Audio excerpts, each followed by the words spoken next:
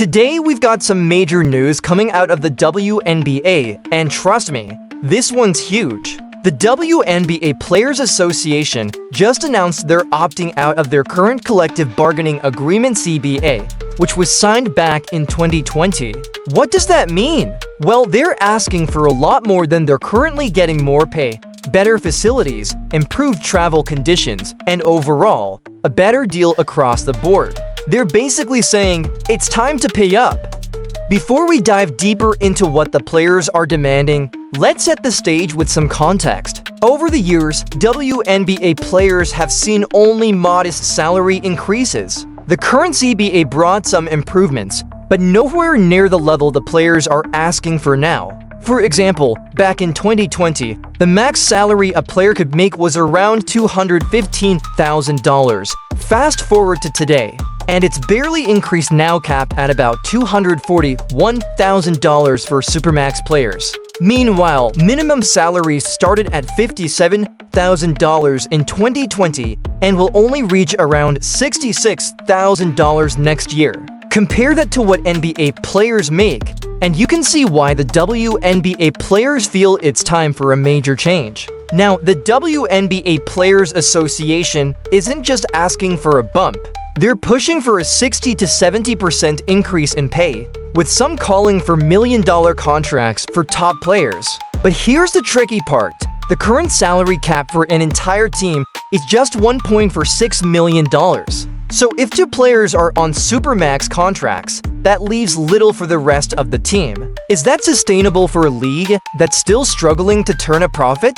That's the big question. To add another layer to this, the timing of this opt-out couldn't be more interesting. It's happening just as the WNBA is seeing a surge in popularity, thanks in large part to rising stars like Caitlin Clark. If you've been following women's basketball, you know Caitlin Clark is a game changer. Her upcoming arrival in the league has drawn a lot of attention, and the league is likely banking on her star power to boost viewership, ticket sales, and merchandise revenue. The WNBA had record viewership this past season, with attendance up nearly 50% and merchandise sales jumping 600%. This has given the players some serious leverage. But let's be real, this new momentum is largely thanks to breakout stars like Clark, Angel Reese, and a few others. After nearly 30 years of struggling to gain widespread attention, the WNBA has had one really great year.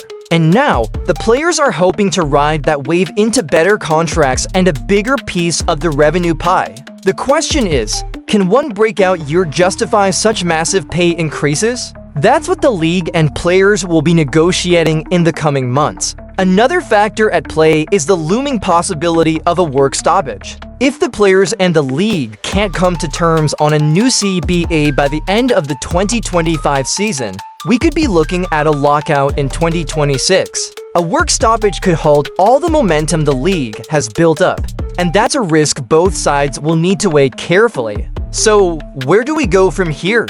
Right now, it's all about the negotiations. The players have a full year to strike a deal with the league, and both sides are under a lot of pressure. If they can't reach an agreement, we might see the league come to a standstill just as it's gaining traction. But if they can find common ground, this could be a game-changing moment for the future of women's basketball. Alright, that's the breakdown for today. What do you think, are the players justified in asking for these major pay raises? Or do you think the league's financial situation just can't support it yet? Let us know in the comments below. If you enjoyed this deep dive, make sure to smash that like button and subscribe so you don't miss out on any future updates. This story is far from over, and we'll be following it closely as the negotiations unfold. Thanks so much for watching.